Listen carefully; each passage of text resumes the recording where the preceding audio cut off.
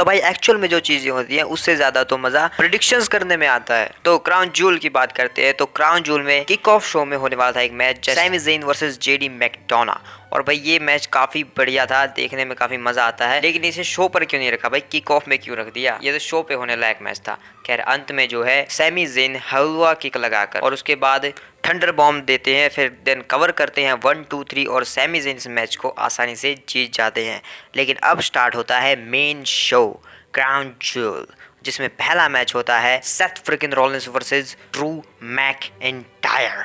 और भाई शो का ओपनिंग मैच है तो बवाल तो होना ही था, और ये मैच काफ़ी धमाकेदार था, देखने में काफ़ी मज़ा आता है। और सेथ रॉलिंस और ड्रू मैकइंटायर जैसे सुपरस्टार्स आमने सामने तो फिर तो मज़े ही आ जाते हैं भाई। पूरा मैच काफ़ी मज़ेदार था, देखने में काफ़ी मज़ा आता है। ड्रू मैकइंटायर एकदम से ऐसा लगता है जैसे कि वो तो पूरे हील बन चुके हैं, क्योंकि वो हरकतें ही ऐसे करते हैं पूरे मैच में।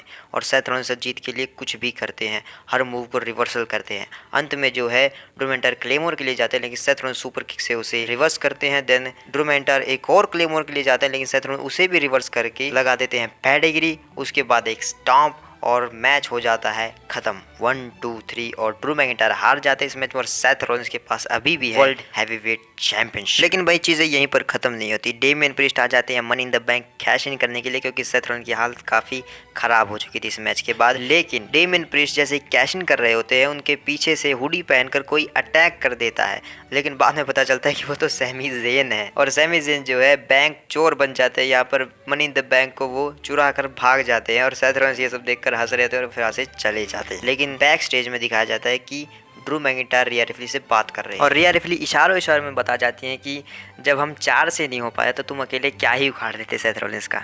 लेकिन भाई इसके बाद शायद रॉ के ऊपर सेथ रॉलिंस के ऊपर ब्रूटल अटैक हो सकता है ड्रू मैकइंटायर का और जजमेंट डे का, और उसके बाद जजमेंट डे ज्वाइन कर सकते हैं ड्रू मैकइंटायर। खैर अगला मैच होता है फैटल 5 वे मैच, जिसमें रिया रिप्ली होती हैं, सेना बेसलर, जोई स्टार्क, न्याया जैक्स और रखेल रॉड्रिगेज। और मैच भाई वैसा ही था भाई जैसा होना चाहिए, इतने बड़े बड़े सुपरस्टार से तो बड़े बड़े भारी भरकम मूव्स हमें देखने को मिले मैच के अंदर। एंड में रखेल सेना को कवर किए होती हैं, लेकिन रिया रिप्ली टॉप रोप से ही जोई स्टार्क को लगा देती हैं रिपटाइड उन दोनों के ऊपर, और उसके बाद पिन करके मैच को जीत जाती हैं सेना बेसलर को, और स्टिल रहती है हमारी women's world heavyweight champion Rhea Ripley. Then उसके बाद शो के ऊपर अगला मैच होता है solo Sikoa versus John Cena, जो मैच में भाई पहली बार मुझे इतने सालों में जॉन सीना के अंदर वो फुर्तीलापन देखने को मिला जो मैंने कभी नहीं देखा था पिछले 5-6 साल से। और मैच में जॉन सीना ने अपनी पूरी जान लगा दी इस मैच को बढ़िया बनाने के लिए, और मैच उतना ही बढ़िया डिलीवर भी करता है। ये मैच देखकर काफ़ी मज़ा आता है और लगता है कि जॉन सीना अभी भी इस मैच को जीत सकते हैं। जॉन सीना इस मैच को जीतने के लिए ही आए हैं, लेकिन भाई अंत में वही होता है, सोलो सिकोआ जो है जॉन सीना के ऊपर इतने सारे समोन स्पाइक्स अटैक कर देते हैं कि भाई क्या ही कहने। पहले तो वो एक फ्लाइंग स्मॉन स्पाइक देते हैं, उसके बाद जॉन सीना जैसे ही उठते हैं एक दूसरा स्मॉन स्पाइक, फिर एक तीसरा स्मॉन स्पाइक, फिर एक चौथा स्मॉन स्पाइक, और देन उसके बाद वो उसे पकड़कर here comes the pain game में जैसे ट्रिपल एच मुक्के मारते हैं सर पे लोगों के, वैसे यहाँ पर सोलो सिकोआ जॉन सीना के ऊपर समोन स्पाइक्स की बरसात कर देते हैं नीचे बैठाकर, और उसके बाद पिन करते हैं सोलो सिकोआ 1 2 3। इतने समोन स्पाइक के बाद कौन ही उठेगा। और उसके बाद जॉन सीना को इस तरीके से दिखाया जाता है कि ये उनका आखिरी मैच था, कि इसके बाद भाई जॉन सीना रिटायर हो चुके हैं। लेकिन ऐसा नहीं है भाई, जॉन सीना वापस आएंगे, मुझे बिलीव है जॉन सीना ज़रूर वापस आएंगे फिर कभी से। खैर ये जॉन सीना की शायद लास्ट अपीयरेंस हो सकती है इस साल की, अब हमें अगले साल ही जॉन सीना देखने को मिलने वाले हैं। इसके बाद शो पर होता है मिज टीवी, जो कि भाई एडवर्टाइज भी नहीं किया गया, हो कैसे गया, खैर बाद में खबरें आई थी। तो मिज टीवी होता है शो के ऊपर स्टार्ट, और उनके ऊपर गेस्ट होते हैं सऊदी अरेबिया के बड़े सुपरस्टार हबीबी इब्राहिम, और फिर ग्रेसन वॉलर जो है वो इस मिज टीवी में इंटरप्शन पैदा कर देते हैं और कह देते हैं कि ये कोई मिज टीवी नहीं है, ये है ग्रेसन वॉलर इफेक्ट। और अचानक से सारा क्रू मेंबर जो है ग्रेसन वॉलर इफेक्ट बना देता है। उसके बाद वो हबीबी से कहते हैं कि चलो तुम बताओ ये क्या है, मिज टीवी या ग्रेसन वॉलर इफेक्ट। तो हबीबी कहते हैं ये मिज टीवी है, और ये सुनकर ग्रेसन वॉलर को अच्छा नहीं लगता। वो कहते हैं कि अगर ये मिज टीवी है तो ये ग्रेसन वॉलर इफेक्ट का नाम यहाँ पर क्यों है, तो चलो तुम दोनों इस रिंग से बाहर निकल जाओ। उसके बाद हबीबी को गुस्सा आ जाता है तो वो लड़ने के लिए तैयार हो जाता है ग्रेसन वॉलर से, लेकिन ग्रेसन वॉलर उन्हें लगा देते हैं एक बड़ी सी लात, और उसके बाद मिस जो है स्कल क्रशिंग फिनाले लगा देते हैं ग्रेसन वॉलर को। उसके बाद हबीबी लगाते हैं most electrifying move people's elbow drop, और उसके बाद मिज और हबीबी जश्न मनाते हुए चले जाते हैं। लेकिन भाई बात यह है कि इस हफ्ते WWE में 2 बार द रॉक को टीज किया जा चुका है। पहली बार स्मैकडाउन पर रोमन रेंस के प्रोमो में एलन नाइट के आगे, और अभी फिलहाल मोस्ट इलेक्ट्रीफाइंग मूव दिखाकर। तो भाई अगर तुम हर चीज को तुम सब CM पंक से टीज कर सकते हो चीजों को, तो भाई मैं भी यहाँ पर रॉक से इन दोनों चीज़ों को टीज कर सकता हूँ कि भाई इन्हें रिलेट किया जा सकता है।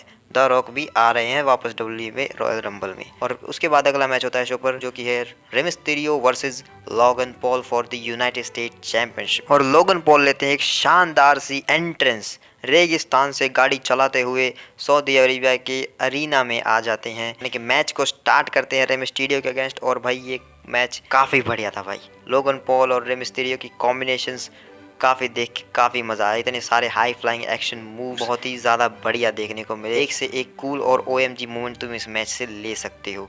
लेकिन भाई एक मोमेंट आता है जहाँ पर शायद रे मिस्टीरियो से गलती हुई या पता नहीं, लोगन पॉल कुछ ज़्यादा ही पीछे थे, वहाँ पर रे मिस्टीरियो को एक सीरियस इंजरी हो सकती थी, जिससे लोगन पॉल ने उन्हें बचाया है। Rey Mysterio spring board move shot के लिए जाते हैं और वो नीचे, उनका सर नीचे गिरने वाला था, लेकिन लोगन पॉल उसे पकड़ लेते हैं, जिस वजह से एक सीरियस इंजरी होने से रे मिस्टीरियो बच जाते हैं यहाँ पर। खैर अंत में जो है एक बंदा जो कि लोगन पॉल का साथ देने के लिए पता नहीं कहाँ से आ जाता है, वो यहाँ पर फिर से आता है, और वो बंदा लोगन पॉल को ब्रास नकलेस दे देता है, जिसकी बदौलत जो है रे मिस्टीरियो जब 619 लगाने जाते हैं और जैसे ही वो ऊपर से छलांग लगाने वाले होते हैं, लोगन पॉल उस ब्रास नकलेस का फायदा उठाकर लकी पंच लगा देते हैं और इस मैच को आसानी से जीत जाते हैं। आसानी से तो नहीं, लेकिन जीत जाते हैं इस मैच को और बन जाते हैं नए यूनाइटेड स्टेट्स चैंपियन। लेकिन उसके बाद भाई वो रे मिस्टीरियो को रिस्पेक्ट दिखाते हैं और वो कहते हैं कि तुम एक सच में अच्छे लेजेंड हो, सबसे बढ़िया लेजेंड, मैं तुमसे बहुत प्यार करता हूँ, ऐसा कहते हैं लोगन पॉल। देन शो पर अगला मैच होता है इयो स्काई वर्सेस बियांका बेलेयर। भाई ठीक ही मैच था, क्या ही कहने। लेकिन इस मैच में मोमेंट तब आता है जब बियांका बेलेयर अपना सिग्नेचर लगा देती हैं और वो पिन करती हैं, तो वहाँ पर बेली इंटरप्ट करती है रेफरी को, और उसके बाद बियांका बेलेयर बेली को KO डीट्स देने के लिए जाती हैं। लेकिन तभी वहाँ पर एक रिटर्न होता है कायरी सेन का, और कोई छोटा मोटा रिटर्न नहीं होता भाई, वो कायरी सेन काफ़ी वार करती है बियांका बेलेयर पर, जिसकी वजह से इयो स्काई अपनी चैंपियनशिप को रिटेन कर लेती है यहाँ पर कायरी सेन की मदद की बदौलत। लेकिन अब तुम सोच रहे कि कायरी सेन डैमेज कंट्रोल में एक नई मेंबर है, तो ऐसा नहीं हो सकता, क्योंकि भाई कायरी सेन की बेली से बिल्कुल नहीं बनती है, क्योंकि जब लास्ट अपीयरेंस हुई थी कायरी सेन की, तो बेली ने ही उन्हें मार के यहाँ से निकाला था। भाई डैमेज कंट्रोल में काफ़ी ड्रामा होने वाला है। देन शो के ऊपर अगला मैच आता है Damien priest versus Cody Rhodes. और डेमियन प्रीस्ट अपनी एंट्रेंस करते हैं बिना ब्रीफ केस के, क्योंकि बैंक चोर एक चुरा कर ले गया है money in the bank Damien priest का। उसके बाद मैच स्टार्ट होता है और भाई मैच जो है मेरी उम्मीदों से काफ़ी ज़्यादा बेटर था और देखने में काफ़ी मज़ा आया इस मैच को। काउंटर्स पे काउंटर्स और पता नहीं कैसे कैसे अलग तरीके के मूव्स हमें इस मैच में देखने को मिलते हैं। और एक बार जो है मैच में कोडी रोड्स जो है अनाउंसर टेबल के ऊपर ले जाते हैं डेमियन प्रीस्ट को क्रॉस रोड्स देने के लिए, लेकिन डेमियन प्रीस्ट रिवर्सल करके उसे लगा देते हैं रेकनिंग। देन वो रिंग के अंदर लाते हैं। रिंग के अंदर आने के बाद कोडी रोड्स का पलड़ा भारी हो जाता है और कोडी रोड्स जो है जीतने ही वाले होते हैं कि तभी वहाँ पर फिन बैलर आ जाते हैं इंटरप्ट करने के लिए। वो जैसे इंटरप्ट करते हैं कोडी रोड्स को, तो कोडी रोड्स के पीछे से जेडी मैकडोना आते हैं और वो हमला करते हैं कोडी पर, लेकिन कोडी जो है कोडी जेडी को बचा देते हैं। लेकिन जैसे ही वो कोडी पलटते हैं तो वो जाते हैं साउथ ऑफ हेवन और कवर किया होता है, लेकिन किक आउट कर देते हैं यहाँ पर कोडी रोड्स। देन और मदद बुलाई जाती है जजमेंट डे की तरफ से, तो डोमिनिक मिस्टीरियो डर्टी डॉम जो है चेयर लेकर आ जाते हैं, लेकिन उन्हें लगती है सुपर किक और फिन बैलर को जेडी को भी सुपर किक और रिंग के अंदर कोडी कटर और उसके बाद क्रॉस रोड 3-4 क्रॉस रोड्स भाई जो एक साथ मारते हैं ना कोडी रोड्स, तो 1 2 3 और करके मैच को जीत जाते हैं यहाँ पर कोडी रोड्स। देन आता है शो का main event LA night versus Roman Reigns for the undisputed universal championship. और भाई मैच काफ़ी ज़्यादा बढ़िया है, क्योंकि मेन इवेंट है, रोमन रेंस का मैच है भाई, और नाइट तो आजकल मैचेस देते ही हैं बढ़िया,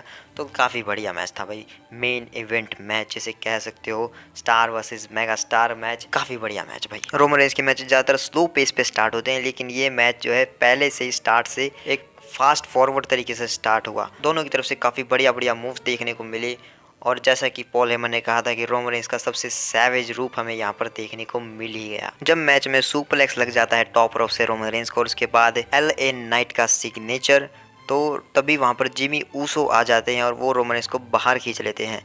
लेकिन एल नाइट उनके ऊपर पकड़ बनाने ही होते हैं कि तभी रोमन रेंस सुपरमैन पंच लगाते हैं और रिंग के अंदर एक स्पीयर, और सबको लगता है कि 1-2, लेकिन यहाँ पर हो जाता है किक आउट।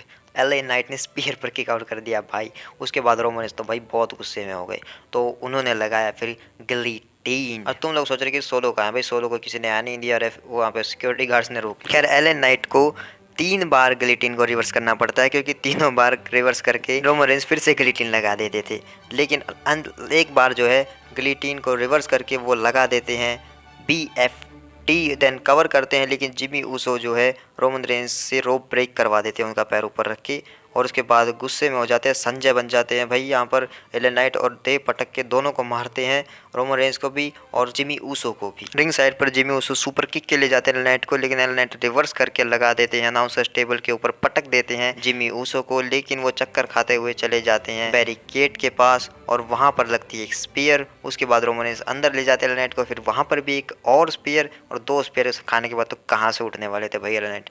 तो यहाँ पर अनडिस्प्यूटेड स्टिल यूनिवर्सल चैंपियन है हमारे the tribal chief Roman Reigns. लेकिन भाई ट्रिपल एच को समझाओ, सरप्राइज नाम की भी कोई चीज़ होती है, OMG मूवमेंट भी कुछ होता है, शॉकिंग भी होता है, शॉकिंग एंडिंग्स भी होती है, कुछ भी नहीं था भाई मैच में। बस यही एक चीज़ है जहाँ पर भाई विंस मैकमैन को हम मिस करते हैं, शॉकिंग एंडिंग्स, शॉकिंग। बाय, मिलते किसी और वीडियो में।